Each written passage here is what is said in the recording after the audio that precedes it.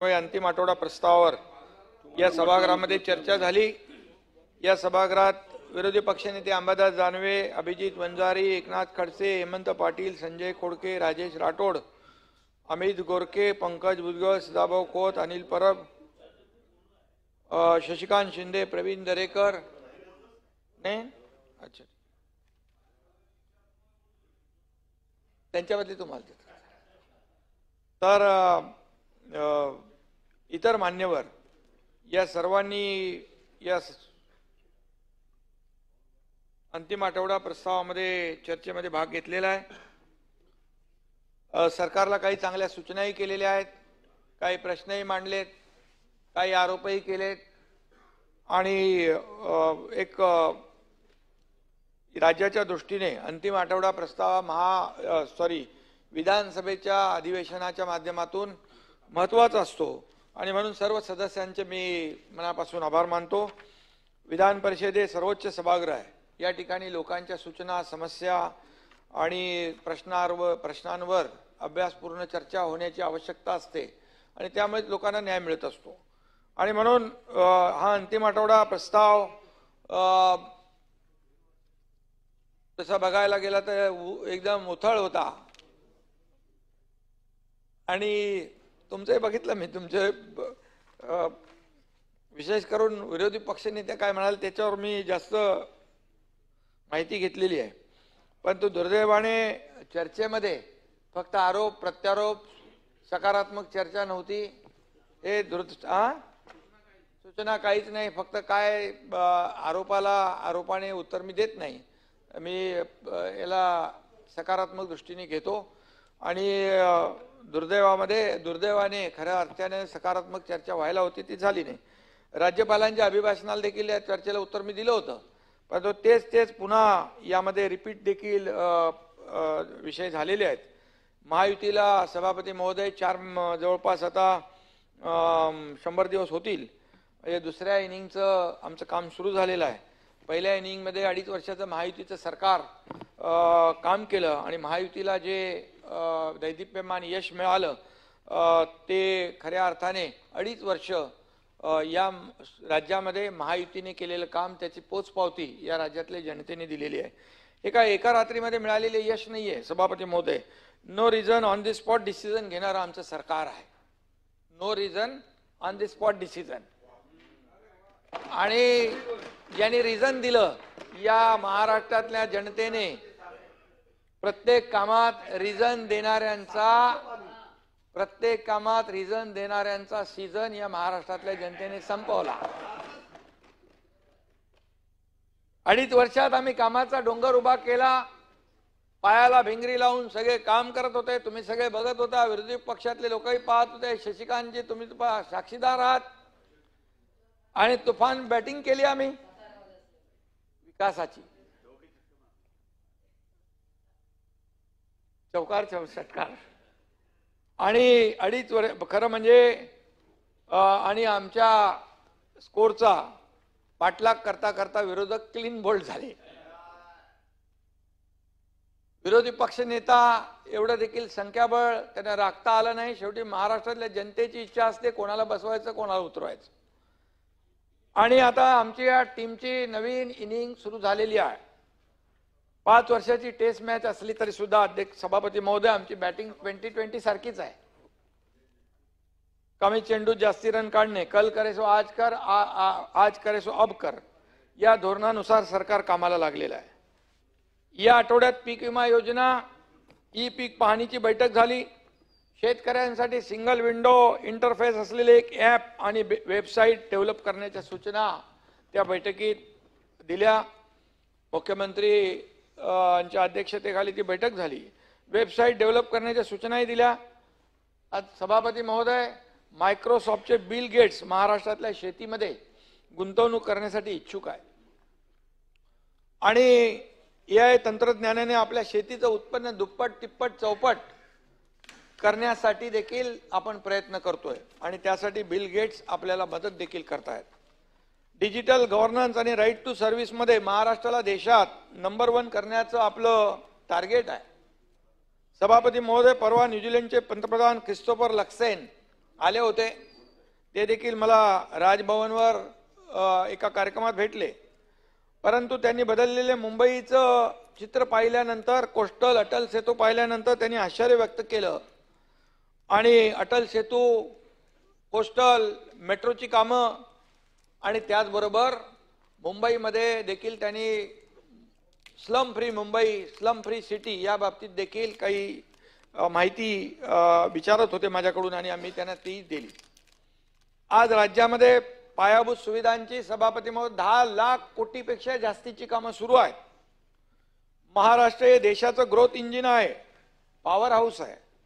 जगातलं सर्वात मोठं मेट्रो नेटवर्क MMR मध्ये होतंय. 337, 350, 370 किलोमीटर पर्यंत आपण ते नेतोय. नवी मुंबई एअरपोर्ट, वाढवण बंदर, पालघर एअरपोर्ट, सी लिंकचा विस्तार आपण पालघर पर्यंत नेतोय. Metro, internal metro, port taxi, air connectivity, road connectivity, rail connectivity आणि पोर्ट कनेक्टिव्हिटी म्हणजे वॉटर कनेक्टिव्हिटी भक्कम करायची आहे. कारण शेवटी कनेक्टिव्हिटी महत्वाची आहे. कनेक्टिव्हिटी असेल तर आपल्याकडे उद्योजक येतात, व्यावसायिक येतात आणि म्हणून हे सगळी कनेक्टिव्हिटी करत असताना आमची कनेक्टिव्हिटी ही लोकांशी आहे. आमची नाळ ही सर्वसामान्य लोकांशी जुळलेली आहे. ती अधिक मजबूत करण्याचं काम आम्ही करतोय. रेवस ते रेड्डी पर्यंतच्या सागरी महामार्गाचं भूमिपूजन, 7 खाडी पुलांच्या कामाची सुरुवात देखील आम्ही केलेली आहे. त्यामुळे कोस्टल हायवे जो आहे त्या कामाला गती मिळेल आणि पर्यटन वाढेल. आणि पर्यटन वाढलं की रोजगार वाढेल, कोकणाचा कायापालट होईल. पर्यटन विकासासाठी सर्वसमावेशक धोरण आपण राबवतोय. कृषी पर्यटन धोरण, साहसी पर्यटन धोरण, कॅरॅव्हॅन धोरण, बीच शाख धोरण इत्यादी धोरणांची प्रभावी अंमलबजावणी करणार आहोत. सभापती महोदय, राज्यात गडकिल्ल्यांचं पर्यटकांना सुविधा देण्यासाठी वेलनेस सेंटर, मे महिन्यामध्ये महाबळेश्वरमध्ये मोठा पर्यटन महोत्सव आपलं सरकार घेत आहे. त्या दृष्टीने महाबळेश्वरमधली शशिकांतजी विकास कामं गतीने सुरू झालेली आहेत. नवीन महाबळेश्वर प्रकल्पाला गती देण्यासाठी नियोजन प्राधिकरण म्हणून MSRDCची नेमणूक केलेली आहे. आपल्या राज्यातील सर्व हिल स्टेशन सभापती महोदय ब्रिटिश काळातली आहेत. परंतु हे महाबळेश्वरचं नवीन हिल स्टेशन, पहिलं हिल स्टेशन आपल्या सरकारच्या शासनाच्या माध्यमातून होणार आहे. परंतु काही खोडाबाजाराने त्याचाही खोडा घालण्याचा प्रयत्न केलाय. लोकांनी जोडा दाखवल्यानंतर देखील त्यांची खोड काही जात नाही आणि म्हणून नुकतीच मुख्यमंत्री महोदयांच्या उपस्थितीमध्ये एक बैठक झाली.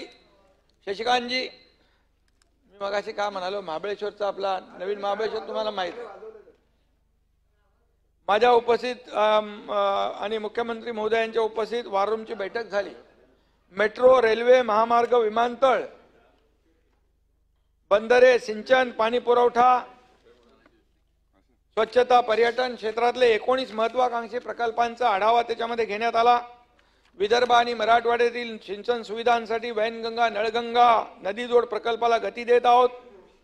कारण आदरणीय देशाचे प्रधानमंत्री देखील म्हणाले की तुम्ही नद्या जोड प्रकल्पांना प्राधान्य द्या आणि इंटरस्टेट कनेक्टिव्हिटी जी आहे नद्यांची ती जोडा आणि त्या दृष्टीने आम्ही काम करतोय.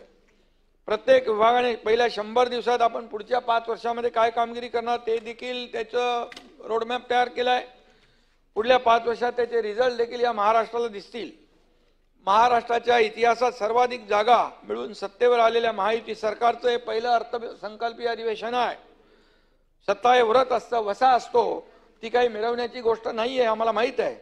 परंतु या प्रचंड जनादेशामुळे आमची जबाबदारी आणखी वाढली आहे. त्या जबाबदारीच्या भावनेतूनच अजितदादांनी अर्थसंकल्प सादर केला आहे. शेती, उद्योग, पायाभूत सुविधा, शिक्षण सगळ्या क्षेत्रामध्ये एक नवीन ऊर्जा निर्माण झालेली आहे. खर्च आणि उत्पन्नाचा चांगला ताळमेळ या बजेटमध्ये घालण्याचा प्रयत्न केलेला आहे. एक काळ असा होता की सत्ताधाऱ्यांच्या चुकीच्या निर्णयांना विरोधक धारेवर धरायचे आणि चांगल्या निर्णयांना विरोधक दादही द्यायचे. परंतु आता परिस्थिती बदलली आहे, तसं वातावरण राहिलं नाही. पहले की तरह दोनों में अब रिश्ता नहीं रहा. इन चेहरों को आईने पे भी भरोसा नहीं रहा. आणि म्हणून चांगलं सरकार हवं, त्याचबरोबर चांगला विरोधकही हवा. आम्ही सत्ताधारी पक्ष आणि विरोधी पक्षाचे जरी आमदार कमी आले तरी आम्ही अंडर एस्टिमेट करत नाही. आम्ही त्यांना देखील न्याय देण्याचं काम या ठिकाणी सरकारमध्ये जिथे जिथे करायचं ते करणार आहोत. आणि म्हणून जनतेलाही दोन्ही चाकं चांगल्या स्थितीत हवी असतात, ती जनतेची अपेक्षा असते. पण दुर्दैवाने विरोधकांच्या गाडीचं चाक पंक्चर झालेलं आहे.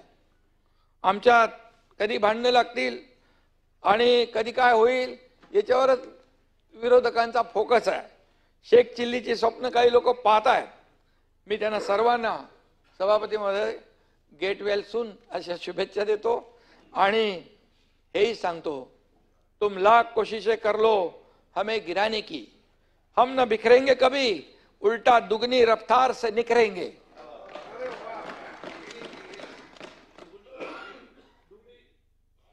निवडणुकीपूर्वी घेतलेले निर्णय पुढे सुरू ठेवतानाच दिलेली आश्वासनं पूर्ण करण्यासाठी सरकारची दमदार कामगिरी सुरू झालेली आहे.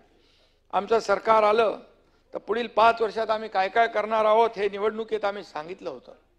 आणि मी आपल्याला सांगतो, आम्ही दिलेल्या आश्वासनाची 100% पूर्तता आम्ही करणार म्हणजे करणार. निवडणूक झाल्यावर प्रिंटिंग मिस्टेक म्हणून शब्द फिरवणारे राज्यकर्ते महाराष्ट्राने पाहिले आहेत. आम्ही प्रिंटिंग मिस्टेक वाली नहीं, पत्थर की लकीर वाले लोक आहोत. एकदा लिख दिया तो लिख दिया. आणि आमचा शब्द म्हणजे काळ्या दगडावरची भगवी रेष आहे. जनतेने सुद्धा हे ओळखलं आणि म्हणूनच आमच्या पारड्यामध्ये मतांचा वर्षाव केला आणि लँडस्लाइड मॅन्डेट या ठिकाणी दिलं. निवडणुकीपूर्वी वीज बिल माफीचा निर्णय घेऊन निवडणूक होताच बिल पाठवणारे काही लोक जनतेने पाहिलेले आहेत. आता त्यांना विश्वासघातकी नाही म्हणणार मी, पण हे लोक पाहिलेले आहेत. आमच्याकडून हे पाप होणार नाही. दिलेला प्रत्येक शब्द या पुढच्या 5 वर्षात महायुती सरकार पूर्ण केल्याशिवाय राहणार नाही. सगळं एक नाताभाऊ 5 वर्षाचा आपला अजेंडा असतो.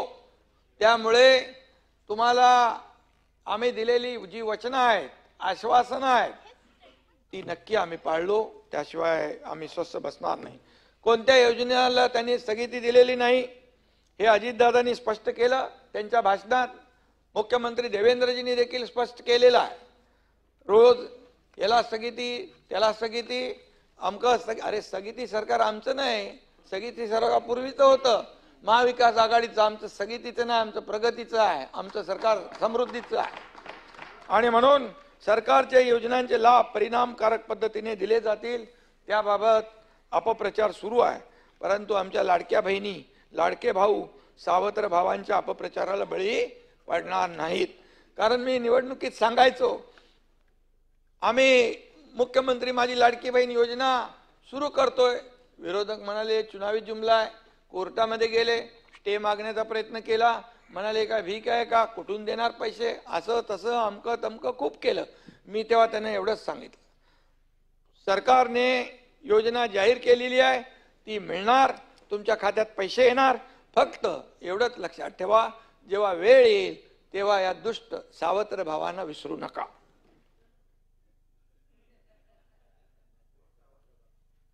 जे विरोध करत होते ते राज्याच्या अर्थव्यवस्थेबाबत अधिवेशनात बरीच चिंता व्यक्त केली. अर्थव्यवस्थेबाबत सभापती महोदय खूप चिंता व्यक्त केली. काय होणार, कसं होणार, कर्जबाजारी झालं, आता यांच्याकडे काय द्यायला. पण चिंता करू नका. वस्तुस्थिती अंबादासजी तुम्हाला मी सांगू इच्छितो, देशातील 2ऱ्या क्रमांकाची लोकसंख्या असलेला आपला महाराष्ट्र आहे. देशात जीडीपी मध्ये नंबर 1 आहे. म्हणजे महाराष्ट्र देशात सगळ्यात नंबर 1 ला आहे. तामिळनाडू 2ऱ्या क्रमांकावर आहे. कर्नाटक 3ऱ्या क्रमांकावर आहे. तामिळनाडूचं कर्ज 8.3 लाख कोटी आहे. उत्तर प्रदेशचं कर्ज 7.7 लाख कोटी आहे. महाराष्ट्राचं कर्ज 7.2 लाख कोटी आहे. पश्चिम बंगालचं कर्ज 6 लाख आहे. कर्नाटकचं 6 लाख आहे. ते जाऊ दे, राजस्थानचं वगैरे. आता आणखी एक आकडेवारी सांगतो, काही गोष्टी त्यामुळे स्पष्ट होतील. गेल्या 5 वर्षात देशात कोणकोणत्या राज्यामध्ये कर्ज घेण्यामध्ये किती टक्के वाढ झाली हेही ऐका. मध्य प्रदेशची कर्जवाढ सुमारे 114% होती. कर्नाटकची कर्जवाढ 109% होती. तामिळनाडूची कर्जवाढ 108% होती. आंध्र प्रदेशच्या कर्जात आणि थकबाकीत 84% वाढ झाली आहे. राजस्थानच्या कर्जवाढीत प्रमाण 80% तर केरळचं प्रमाण 76% आहे आणि आपल्या महाराष्ट्र राज्याचं कर्जवाढीचं प्रमाण 65% आहे, म्हणजे सगळ्यात कमी आहे. आणि जीडीपीच्या तुलनेत कर्ज घेण्याचं महाराष्ट्रातलं प्रमाण 18.35, म्हणजे हे देशात सगळ्यात कमी आहे. आपण 25% पर्यंत जाऊ शकतो, आपण त्याच्यामध्ये आहोत. कर्नाटकचं जीडीपीचं आणि कर्ज याचं प्रमाण त्यांच्या जीडीपीच्या 24% आहे. पश्चिम बंगालचं कर्ज जीडीपीच्या 39% आहे. केरळ आणि आंध्र प्रदेश जीडीपीच्या 37% कर्ज आहे.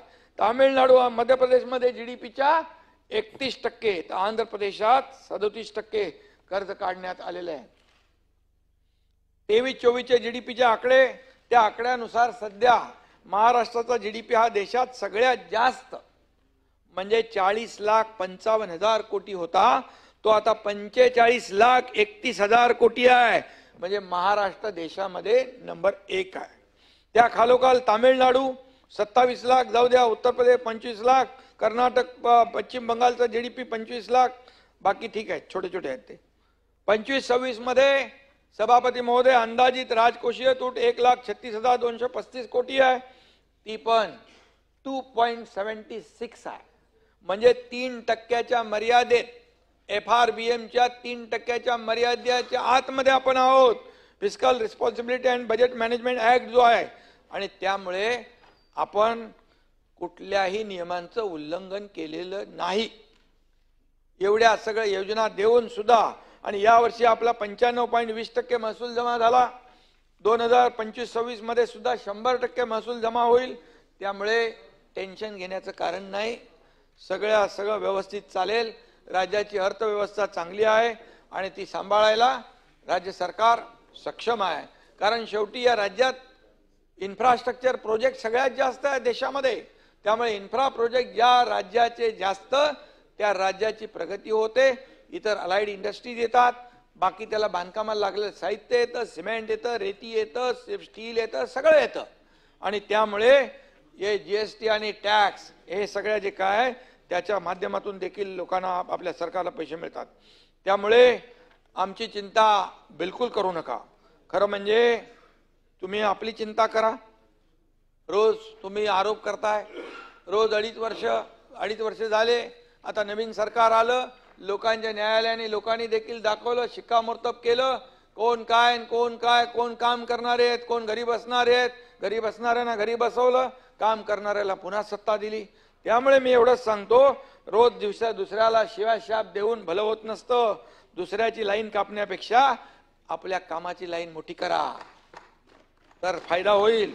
आत्मपरीक्षण करा, आत्मचिंतन करा. गरिबांविषयीचा तुमचा कळवळा किती खरा आणि किती खोटा आहे आम्हाला माहित आहे. कविवर्य सुरेश भट यांच्या शब्दात सांगायचं तर, सभापती महोदय, खोटे हसू, खोटे रडू, खोटीच ही संभाषणे, गरिबांच्या तोंडची खिचडी खाणारे तुमचा खोटेरडेपणा आता सगळ्यांना कळून चुकलेला आहे. हे म्हणून हे खोटे उमाळे आणि जिवाळे हे देखील लोकांना माहीत आहे. आणि म्हणून काही लोकांनी टीकात्मक यामध्ये सरकारच्या विरोधामध्ये काही आरोपी केलेत. आमच्यामध्ये वाद होतील, फूट पडेल, यासाठी काही लोक, मगाशी म्हणालो मी, देव पाण्यात बुडून ठेवतील. पण अंबादासजी, तुम्ही वैयक्तिक नका घेऊ, तुम्ही तसे समजदार आहात. मिलिंद तिकडे,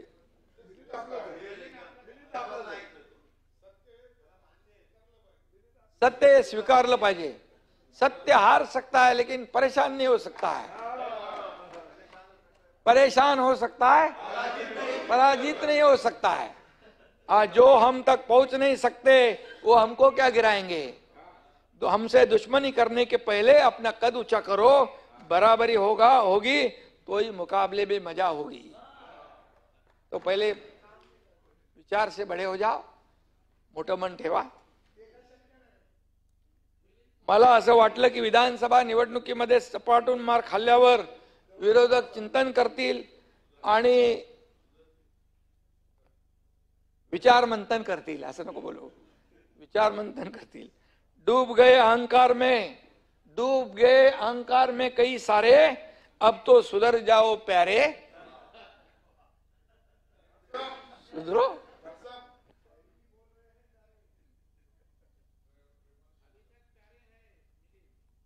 काँग्रेसने नानाभाऊंकडून खुर्ची काढून घेतली आणि सपकाळाने, नानाभाऊ खाली आहेत, आमचे नानाभाऊ बरे होते असे म्हणायची वेळ सपकाळांनी आणली. त्यांना देवेंद्रजी औरंगजेब वाटले. कुठे गेले? भाई गेले वाटतं. सपकाळ साहेबांना सांगायला हवं, सब काळ सारखा नसतो, वेळ सारखी नसते, काळ बदललेला आहे आणि बोलताना देखील भान ठेवलं पाहिजे आपण कोणाची तुलना कोणाबरोबर करतोय. आणि म्हणून मी एवढंच सांगतो, मशाल पेटवून खुशाल झोपा काढणारा नाही या निकालामुळे काही शानपण आलेला असेल तर येऊ द्या. तुम्ही गद्दार गद्दार म्हणत भुई ठोकत बसा. अखेर सभापती महोदय, तुम्हाला दार बंद करून पक्षाचं दुकान बंद करावं लागेल, हेही मी या ठिकाणी सांगतो. मी कोणी आपल्यावर वैयक्तिक घेऊ नका. गद्दार कोण याचा निकाल निवडणूक आयोग, सर्वोच्च न्यायालय, या सभागृहाचे अध्यक्ष यांनी दिलाय. पण या सर्वांच्या वर असलेल्या जनतेच्या कोर्टात सुद्धा सभापती महोदय गद्दार कोण आणि खुद्दार कोण याचा निकाल देऊन टाकलेला आहे. आणि म्हणून आरशात बघून वारसा सांगता येत नाही, हे लक्षात असू द्या. आता त्याच्यावर मी नाही बोलत. किती सुपाऱ्या देऊन बदनामीच्या ज्या काय मोहिमा चालवल्यात तरी त्यामुळे काय फरक पडणार नाही. आता काही पाखंडी लोक पुढे करून काही शिखंडी लोक त्याचा आधार घेत आहेत. हे दुर्दैवाने मी या ठिकाणी सांगतो. मी अशा पद्धतीने बोलत नाही, परंतु रोज तुमचं जे काही चालू आहे विरोधकांकडून यामध्ये अतिशय म्हणजे सकारात्मक ज्या काही गोष्टी आहेत, पॉझिटिव्ह आहेत, विकासाच्या आहेत, लोकाभिमुख आहेत, त्या सगळ्या बाजूला होतात. आणि म्हणून कुठल्याही परिस्थितीमध्ये मी सांगतो, कुठल्या संविधानाच्या आणि अभिव्यक्ती स्वातंत्र्याच्या गप्पा नेहमी मारतात, परंतु आपल्याला आम्ही सांगतो संविधान त्याची चर्चा होणार आहे.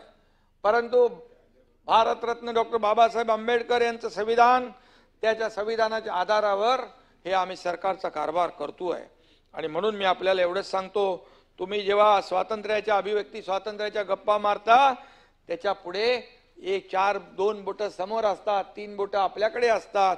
तर मर्चंट नेव्हीतल्या निवृत्त अधिकाऱ्याला बेदम मारताना कुठं होतं तुमच्या हातातलं संविधान?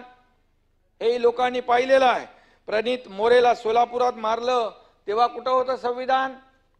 त्याचबरोबर केतकी चितळेला तुरुंगात डांबलं तेव्हा कुठं होतं संविधान? मलिष्काच्या गाण्यामुळे तुमचा हजमा बिघडला तेव्हा हातातलं संविधान कुठं होतं? हनुमान चालीसा म्हटली म्हणून राणा दाम्पत्याला आत टाकण्याचं काम पाप केलं तेव्हा कुठं होतं संविधान?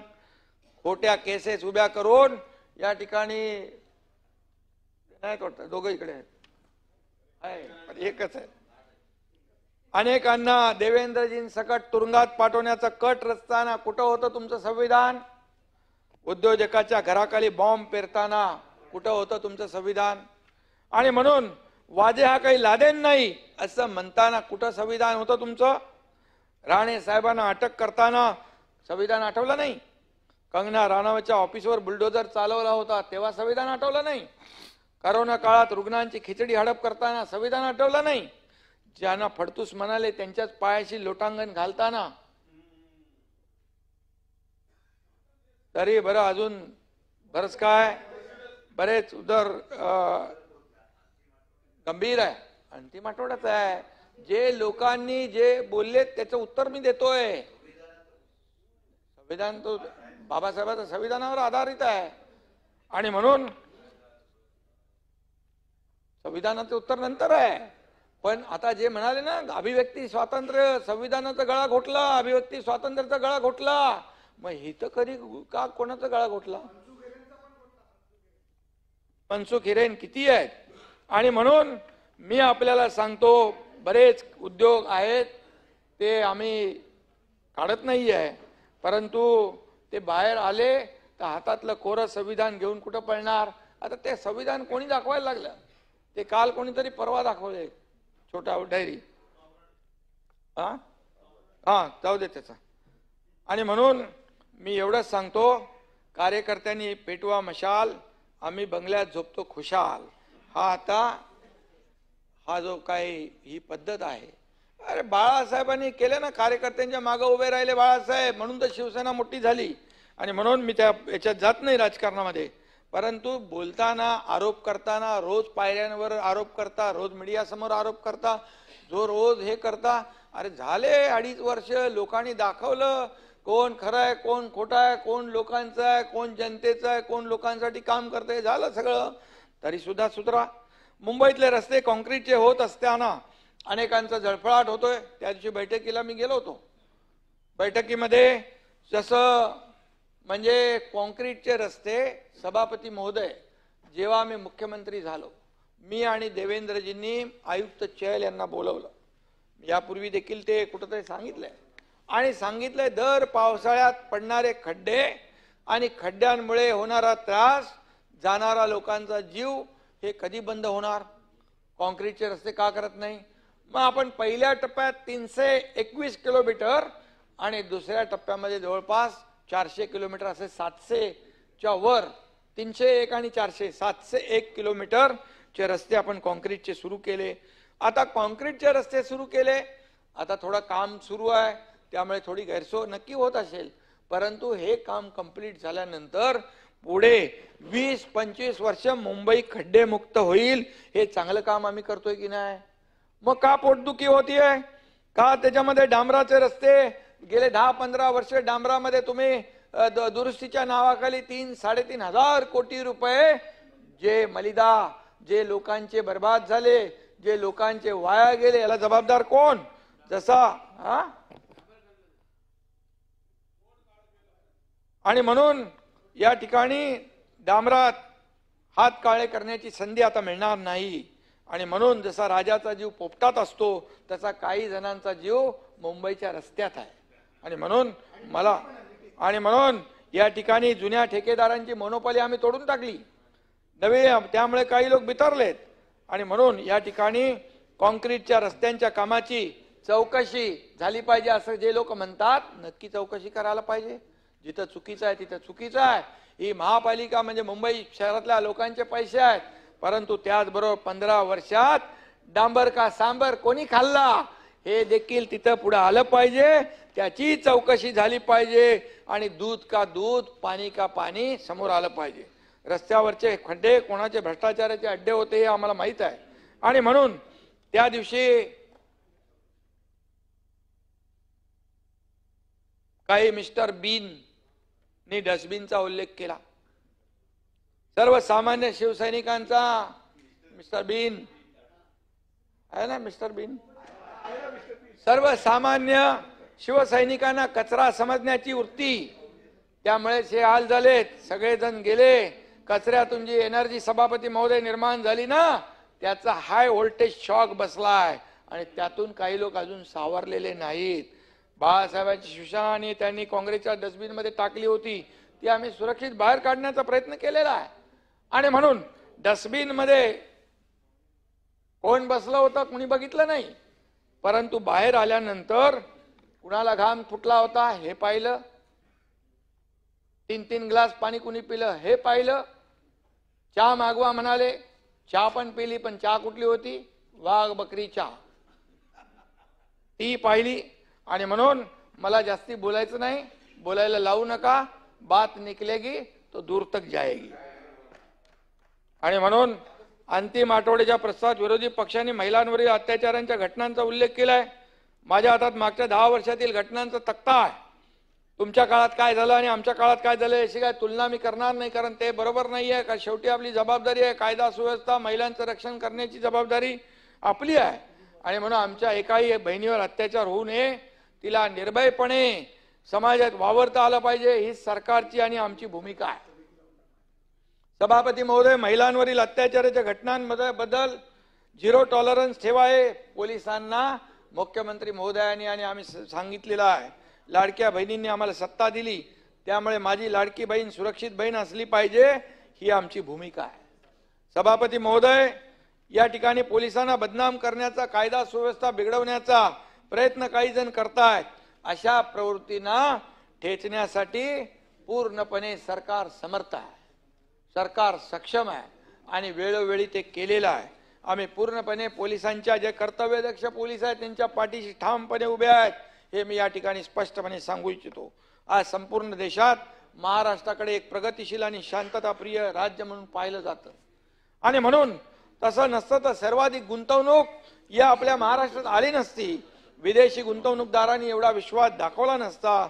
आज मी सांगू इच्छितो की जास्तीत जास्त गुन्हे सिद्ध करण्याचं आमचे प्रयत्न यशस्वी होत आहेत। संपूर्ण देशाचा जर आपण विचार केला तर शहरी गुन्हेगारीत पहिल्या 5 क्रमांकात राज्यातील एकही शहर नाही। आता कायद्यामधील काही तरतुदींमुळे महिलांचा पोलिसांवरचा विश्वास वाढला आहे, त्या तक्रारी करायला पुढे येत आहेत। त्यांच्यासाठी पोलीस देखील तात्काळ कुठल्याही महिलेच्या तक्रारीला प्राधान्य देत आहेत आणि तातडीने गुन्हेगाराचा शोध घेणं, त्याच्या विरुद्ध पुरावे जमा करणं, कोर्टात त्याला सादर करणं, या गोष्टीमध्ये या प्रक्रियेमध्ये आमूलाग्र बदल झालेला आहे।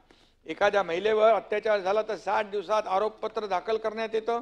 त्याचं जर प्रमाण आपण पाहिलं तर राज्याचा दर 90% आहे, तो 100% करण्याचा आमचा प्रयत्न आहे आणि तो नक्की करू। आज प्रत्येक पोलीस स्थानकात महिला सहाय्यक पोलीस कक्षाची स्थापना या ठिकाणी करण्यात आलेली आहे। हा कक्ष पूर्णपणे महिलांसाठी डेडिकेटेड आहे। इथं महिला अधिकारी महिलांच्या तक्रारी नोंदवून घेतात। पोस्को कायद्याच्या बाबतीत सुद्धा राज्य शासन अतिशय गंभीर आहे, हे मी आपल्याला सांगू इच्छितो। यात एक विशेष कृती दल स्थापन करण्यात आलेला आहे। तसेच 1098 टोल फ्री क्रमांकावरून मदत करण्यात येते। असे गुन्हे निकाली काढण्याकरता न्यायालय कार्यरत होत आहेत। दामिनी पथक, निर्भया कक्ष आणि भरोसा सेल सुरू करण्यात आलेला आहे।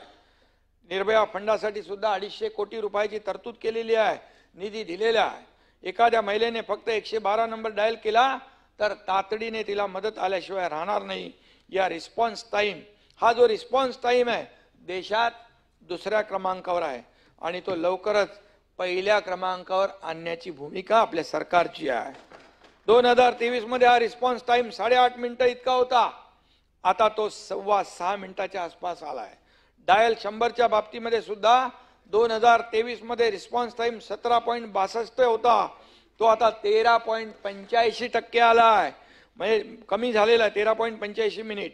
पोलिसांच्या 1,500 4 व्हीलर आणि 2,2500 दुचाकींवर मोबाईल डिव्हाइस टर्मिनल आणि GPS यंत्रणा सुरू केलेली आहे।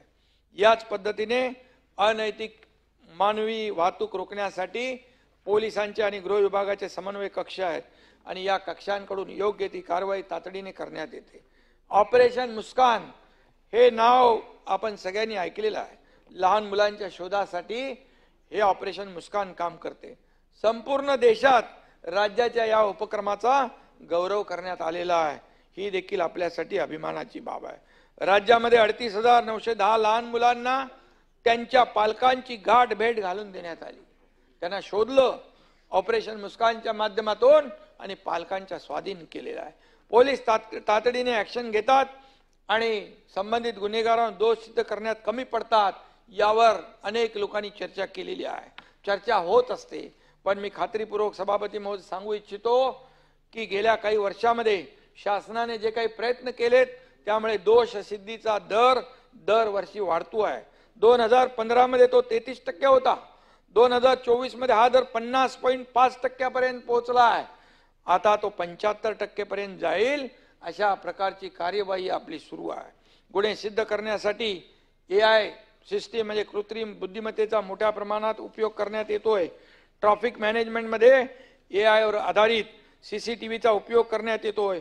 यासाठी गुगल कंपनी बरोबर centre of excellence in AI करार करण्यात आलेला आहे। आता मुंबईमध्ये 2ऱ्या टप्प्यात 6,935, पुण्यामध्ये 3,495 CCTV कॅमेरे आणि ठाण्यामध्ये 6,051 कॅमेरे लावायचं काम सुरू झालं आहे। इंटरनॅशनल टुरिझम फेस्टिवल कंपनीने Dadasaheb Phalke international film festival या ट्रेडमार्कचा गैरवापर केला आहे। गुन्हा दाखल करून दोघांना अटक केलेली आहे। बँक खाती गोठवलेली आहे। टोरेज ज्वेलर्स प्रकरणी 53 आरोपीपैकी 20 जणांना अटक केलेली आहे। या गुन्ह्यात 178 कोटी 54 लाखाची फसवणूक झाली आहे।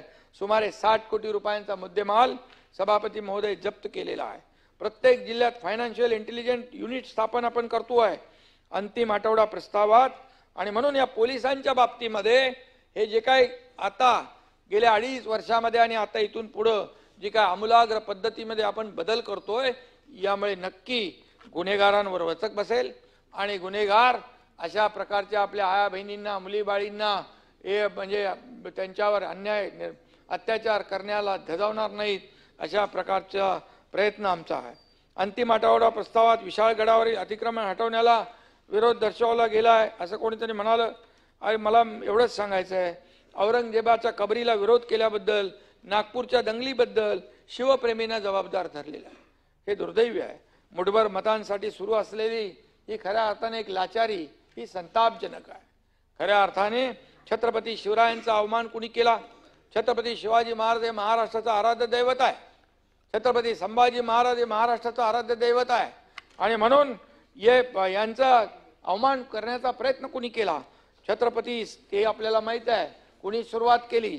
आणि छत्रपती संभाजी महाराजांचा छळ करणाऱ्या औरंगजेबाचं उदात्तीकरण, राज्यातील वातावरण बिघडवण्याचा प्रयत्न कोण करतंय हे देखील आपल्याला माहित आहे. आणि म्हणून याचं उदात्तीकरण थांबलं पाहिजे. ही भूमिका तुमची, आमची, सगळ्यांची आहे. आणि खऱ्या अर्थाने देशभक्त सच्चा मुसलमान पण औरंगजेबाचं समर्थन करणार नाही. कारण औरंगजेबाचे एवढे अतोनात छळ त्यांनी केले, संभाजी महाराजांचे केले. महाराष्ट्राचा घास घ्यायला तो आला. महाराष्ट्राचा तो आक्रमणकारी होता, ब्रिटिशांपेक्षा जुलमी होता. त्यामुळे त्याचं उदात्तीकरण म्हणजे हा एक प्रकारचा देशद्रोह आहे. आणि म्हणून वडिलांना जेलमध्ये टाकलं, भावाची हत्या केली, 22 लोकांचे त्यांनी खून पाडले सत्तेसाठी, राज्य मिळवण्यासाठी. त्यामुळे त्याच्याबद्दल काय कोणाला कौतुक असलं पाहिजे? कोण लागतोय? औरंगजेब. आणि म्हणून या ठिकाणी मी एवढंच सांगतो की हा वातावरण बिघडवण्याचा प्रयत्न होता कामा नये. प्रशांत कोरटकरच्या बाबतीमध्ये रोज चाललं, तो काल खाली मुख्यमंत्र्यांनी त्याच्यावर उत्तर दिलं. कोरटकर कुठं सापडला काय रे? कोरटकर कुठे सापडला याची माहिती घ्या. मी का कोणावर हे करणार नाही. नागपूरमध्ये कोणत्या धर्मांधांनी दंगल घडवण्याचा प्रयत्न केला याची माहिती घ्या. हे तुम्हाला पूर्ण माहिती आहे. पण खोटं नेरेटिव्ह पसरवून हिंदू समाजाला बदनाम करण्याचा प्रयत्न काही लोक करतात. काही जण परवा म्हणाले नागपूरची दंगल एक सापल्या या सर्व हिंदू समाजाने घडवली. दंगलीला जबाबदार असलेल्या लोकांच्या मुसक्या आवळल्याच पाहिजे. दंगल ही दंगल आहे. परंतु त्यामध्ये काय निघालं? बांगलादेश आणि मालेगाव कनेक्शन निघालं. हे देखील आपण बघितलं पाहिजे. जर असे लोक इथे येऊन कायदा सुव्यवस्था हातात घेत असतील, सामाजिक तेढ निर्माण करत असतील, नागपूर सारखं शांत शहर अशांत करत असतील, तर यांचा बंदोबस्त केलाच पाहिजे. आणि म्हणून राज्याची कायदा सुव्यवस्था बिघडवण्याचा प्रयत्न करणाऱ्या लोकांबद्दल दयामाया दाखवली जाणार नाही. कुणालाही सोडलं जाणार नाही. तो कोणी आरोपी असू दे, कितीही मोठा असू दे, कोणाचाही असू दे. आणि त्यामुळे काही लोकांना मात्र या दंगेखोरांचा पुळका आलाय. मी पुन्हा एकदा सांगतो की औरंगजेबाच्या बाबतीमध्ये उदात्तीकरण होता कामा नये. मी मागच्या वेळेस देखील म्हणालो की कोण तो कबरीचा इथला बॉम्बस्फोट मधला आरोपी याकूब मेमन याच्या कबरीचं उदात्तीकरण कोणी केलं? निवडणुकीमध्ये कोणी झेंडे फडकवले पाकिस्तानचे? हे सर्व सुरूच आहे. आणि म्हणून त्याचा परिपाक म्हणून विधानसभेच्या निवडणुकीमध्ये लोकांनी निर्णय घेतला. आणि म्हणून औरंगजेबाची कबर हा महाराष्ट्राला लागलेला कलंक आहे. त्याप्रमाणे औरंगजेबाचं उदात्तीकरण करणारे सुद्धा राज्यावर लागलेला कलंकच आहेत. आणि म्हणून मी आपल्याला एवढंच सांगतो की विरोधी पक्षाने, सरकारने जर चांगलं काम केलं तर चांगलं म्हणा, वाईट केलं तर तिथं जा विचारा. पण ज्या पद्धतीने आम्ही 2.5 वर्ष या सरकारमध्ये असताना ज्या योजना केल्या, लोकाभिमुख कल्याणकारी योजना, आणि जे रखडवलेले प्रकल्प आम्ही मार्गी लावले, याचा उदो करू नका. परंतु ते खोट्या त्याच्यामध्ये आरोप करू नका. आणि म्हणून गिरे तो भी टांग ऊपर अशा प्रकारची परिस्थिती काही लोक करतायत. गेल्या काही वर्षामध्ये सभापती महोदय, सायबर क्राईम कशा पद्धतीने वाढलाय याची झळ संपूर्ण देशभर आणि संपूर्ण जगाला बसलेली आहे. मात्र हे नवीन आव्हान आम्ही सुद्धा स्वीकारलेलं आहे. आम्ही यासाठी सभापती महोदय 51 सायबर प्रयोगशाळा तयार केल्यात. महासायबर नावाचे मुख्यालय नवी मुंबई इथं उभारलंय. देशात इतकी अद्ययावत सायबर यंत्रणा नसेल तितकी इथे महाराष्ट्रात उभारलेली आहे. याचा आम्ही महामंडळ देखील करतो आहे. आणि म्हणून आपल्या या मॉडेलची पाहणी इतर राज्यांनी येऊन केली आहे.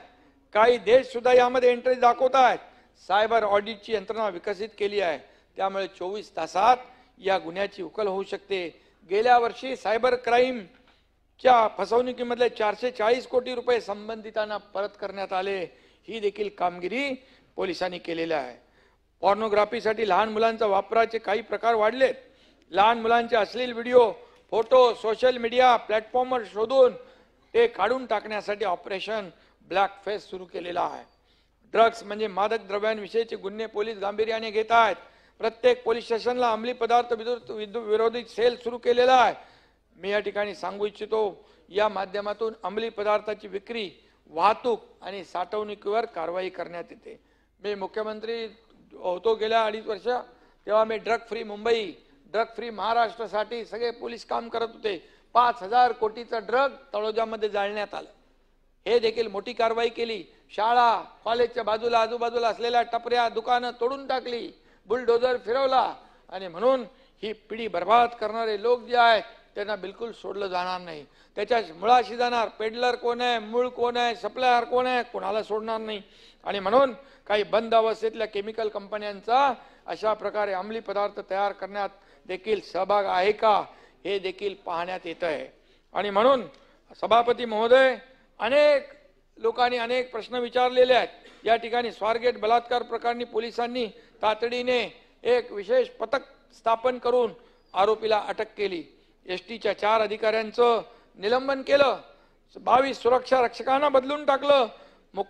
आणि त्याचबरोबर बीड येथील मसाजोग प्रकरण, या अतिशय निर्गुण आणि माणुसकीला काळीमा लावणाऱ्या प्रकरणापैकी 8 पैकी 7 आरोपींना अटक केलेली आहे।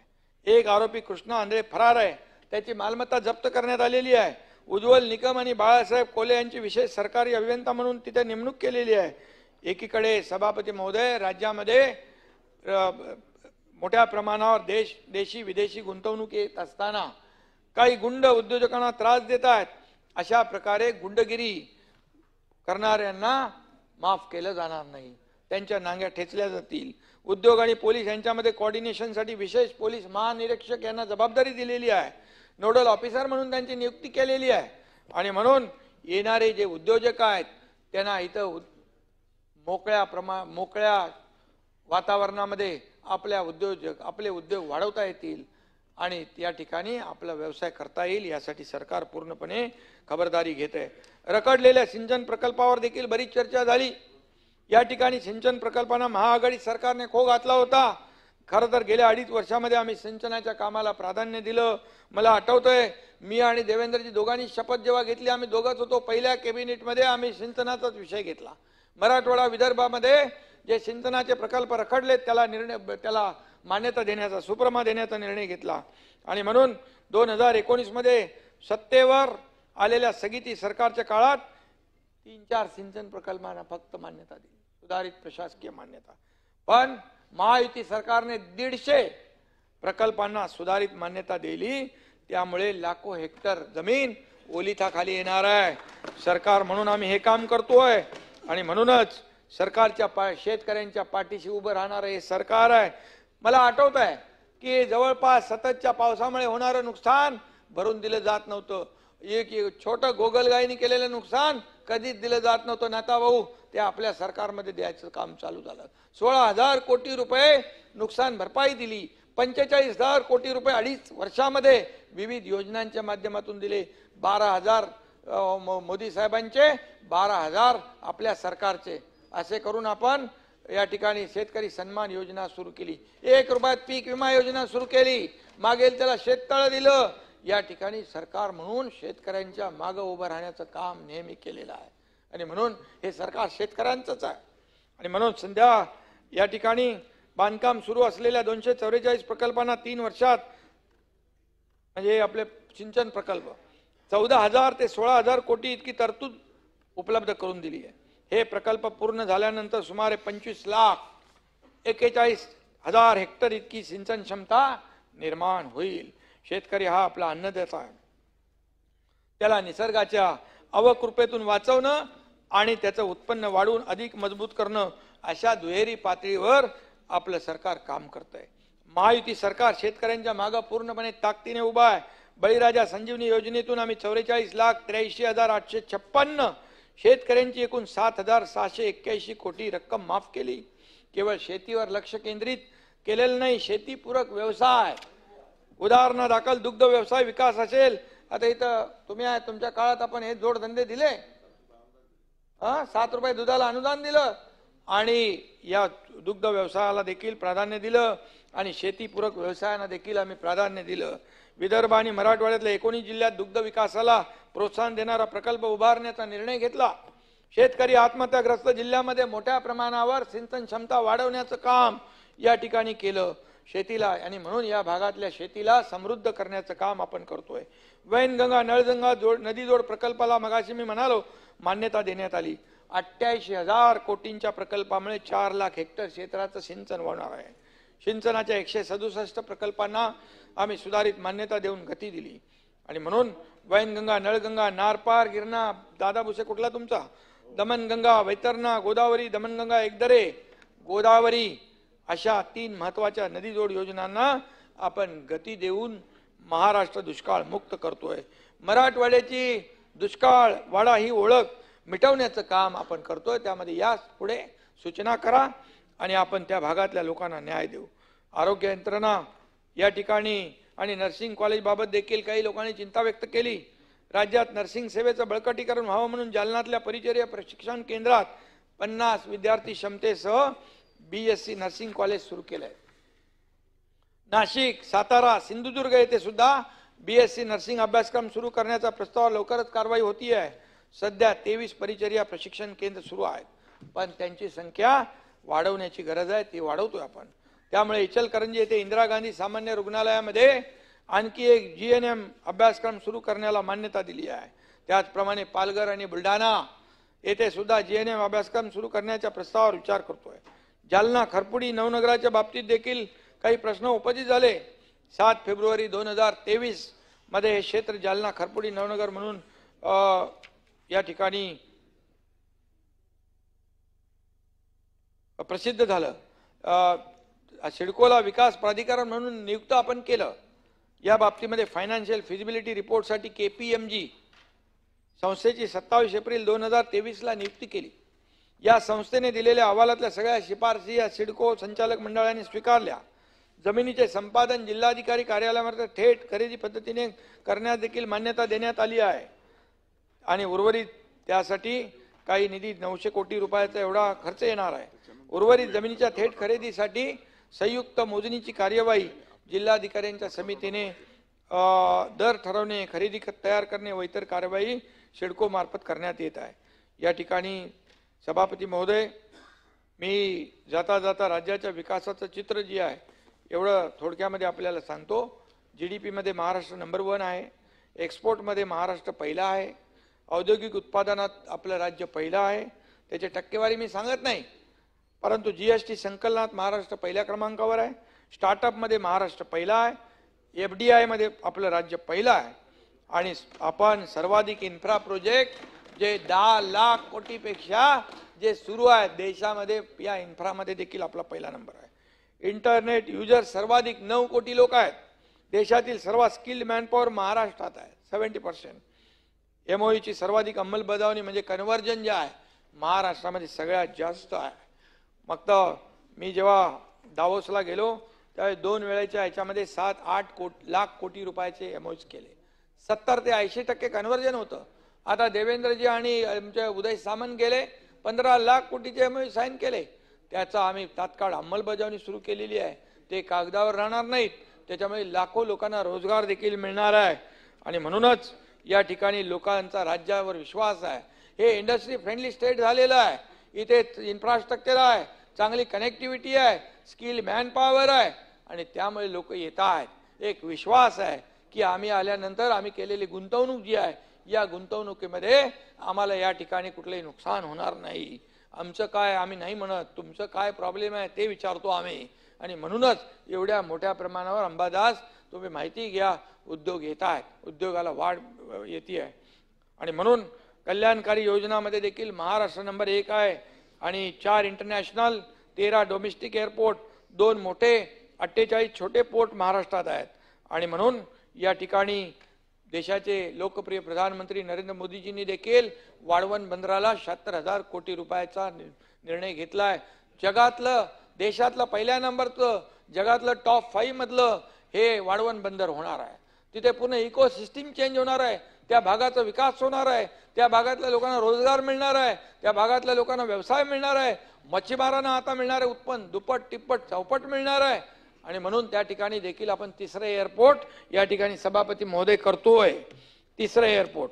आणि म्हणून हा देशातला सर्वात मोठा गेम चेंजर प्रकल्प ठरेल. खऱ्या अर्थाने मुंबईला ग्लोबल फिनटेक कॅपिटल करण्याचा निर्धार आदरणीय मोदीजींनी केला आहे. खऱ्या अर्थाने मुंबई हे पॉवर हाऊस आहे, महाराष्ट्र हे ग्रोथ इंजिन आहे. आणि म्हणून या ठिकाणी मी एवढंच सांगेन, जे $5 ट्रिलियन जे मोदीजींचं टार्गेट आहे, $5 ट्रिलियन, त्याच्यामध्ये $1 ट्रिलियन आपल्या महाराष्ट्राचं योगदान असणार आहे. पण नीती आयोगाच्या बैठकीमध्ये त्यांनी सांगितलं, त्यांच्या अहवालामध्ये की एक नाही 1.5 ट्रिलियन फक्त मुंबई MMR मध्ये पोटेन्शियल आहे.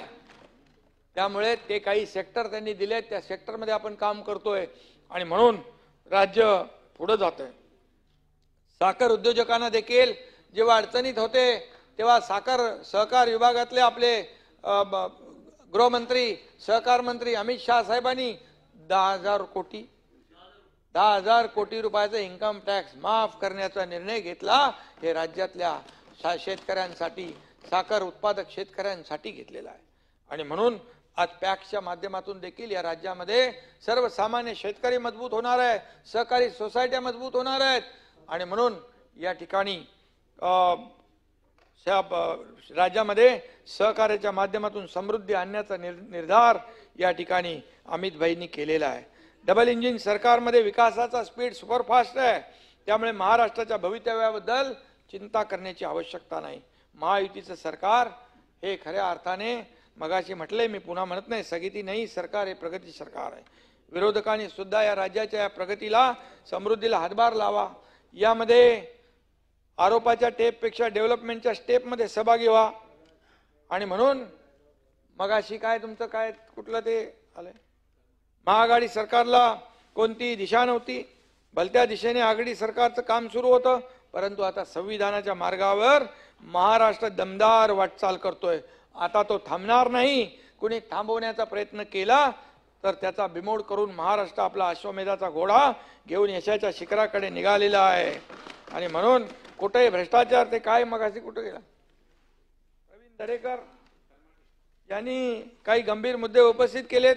खरमाटे एक सेवानिवृत्त RTO आहे. बजरंग खरमाटे यांनी निवृत्त झाल्यानंतर देखील त्यांनी कुठल्या कुठल्या हॉटेलमध्ये, हॉटेल लेमन ट्री, हॉटेल राज, हॉटेल फन, कुठं कुठं बसतान बसवले. माझ्याही कानावर या गोष्टी आल्या. आणि म्हणून आताचे परिवहन मंत्री जे आहेत ते चांगलं काम करतायत. असंच काम करत राहा. जाऊन प्रत्येक, त्यांना मी सांगितलंय डेपो आपले सुधारले पाहिजे. मी स्वतः मुख्यमंत्री असताना, शशिकांतजी, मी मुख्यमंत्री असताना एका रेस्ट रूम मध्ये गेलो, STच्या ड्रायव्हर कंडक्टर लोक रेस्ट घेतात तिथं गेलो बघायला, तर तिथली परिस्थिती चांगली नव्हती. मग मी माझ्या भाषेमध्ये त्यांना सांगितलं आणि त्यांनी फटाफट त्याचं काम केलं. त्याचं उद्घाटन हे मंत्री झाल्यावर मला घेऊन करून घेतले. चांगलंय. वाढदिवसाच्या दिवशी एअर कंडिशन सगळं केलं, गरम पाणी सगळं. अरे पाणी नाही आंघोळ करायला. मी त्या अधिकाऱ्याला विचारलं, तू कुठलं थंड पाण्याने करतो का? बोलतो गरम पाण्याने. हे काय माणसं नाहीत का बोललो. आणि मग तिथं असं मला अपेक्षित आहे परिवहन मंत्र्यांकडून, जेवढे आपले राज्यातले डेपो आहेत त्या डेपो मधले सगळे डेपोमध्ये विश्रांतीगृह एकदम चकाचक पाहिजेत, सोयी सुविधांसह युक्त पाहिजेत. आणि त्यामुळे त्यांनी ते बैठका सुरू केल्या. कधी नव्हे तो मी निर्णय घेतला, 500 कोटी रुपये MIDCला द्यायला सांगितले, उद्योग विभागाला. जेवढे ST डेपोतले खड्डे होते, मातीचे सगळे रस्ते होते, सगळे कॉन्क्रीटचे झाले पाहिजे. तेही दिले आपण. तिथं काम चालू आहे सगळं. त्यामुळे ST ही लाईफलाईन आहे गरीबाची. लालपरी काय म्हणतो आपण, लालपरी. आणि गावागावामध्ये ST पोचते. त्यामुळे STचे जे बस डेपो आहेत हे ते बस पोर्ट नाही, एअरपोर्ट सारखं झालं पाहिजे. बस पोर्ट दिसले पाहिजे आणि लोकांना सोयी सुविधा ठरवलं तर आपण काही पण करू शकतो, चांगलं करू शकतो. मर्सिडीज वाले तिकडे गेले तर त्यांना खड्डा नाही भेटणार आता. आणि म्हणून हे बजरंग खरमाटे जो आहे कोणी माणूस, त्याच्या विरोधामध्ये डिपार्टमेंटने पण सांगितलेलं आहे की पोलीस आयुक्तांना पत्र दिलंय की याची बदली होऊन सुद्धा हा हस्तक्षेप करत आहे। या ठिकाणी खरमाटे यांचा परिवहन विभागाच्या कामकाजात हस्तक्षेप होणार नाही याकरता त्याच्या विरुद्ध फौजदारी कारवाई करण्यात यावी, त्याबाबतचा अहवाल सादर करा आणि त्यामध्ये तात्काळ EOW आणि इतर माध्यमातून चौकशी करण्यात यावी अशा प्रकारची मागणी केलेली आहे। बघा, मी जेव्हा माझ्याकडे डिपार्टमेंट होतं त्यावेळेस देखील काही मी सिस्टीम तिथली बदलली, ऑनलाईन काही सिस्टीम केल्या, शेवटी बदल्यांमध्ये सर्वसामान्य माणसांना चांगला अधिकारी जो आहे त्याच्यावर अन्याय होता कामा नये। काही लोक वेगवेगळ्या पद्धतीने क्रीम पोस्टिंग घेत असतात, हे सगळं थांबलं पाहिजे। आणि म्हणून सभापती महोदय, या बजरंग खरमाटे हा कोण माणूस आहे बाबा, एवढ्या सगळ्या मिटिंगा घेतोय आता आपण, म्हणजे ते सगळ्या, आणि काय त्याच्यावर लोक कसे विश्वास ठेवत आहेत। या 3 महिन्यातल्या बैठका आहेत आणि म्हणून बजरंग खरमाटे याच्या विरोधामध्ये ज्या काही चौकशा आहेत त्या चौकशा केल्या जातील आणि त्या चौकशा केल्यानंतर चौकशी केली जाईल। हे आर्थिक फसवणूक असल्यामुळे, आर्थिक गुन्हे असल्यामुळे, आर्थिक गुन्ह्याचं EOWच करते। आर्थिक गुन्हे जे असल्यामुळे तात्काळ त्याची EOW मार्फत चौकशी देखील करण्यात येईल आणि खऱ्या अर्थाने एसटीला जे काही आपली परिवहन सेवा आहे याच्यामध्ये जे गैरप्रकार आहेत हे गैरप्रकार बिलकुल थांबवले जातील असं देखील या ठिकाणी सांगतो। शेवटी सभापती महोदय, महाराष्ट्राचं उज्ज्वल भविष्य या ठिकाणी आपल्याला दिसतंय, आपण पाहतोय। आणि इथं काय एक पत्र कोणी दिलं बाबा, आहे ज्ञानेश्वर म्हात्रे,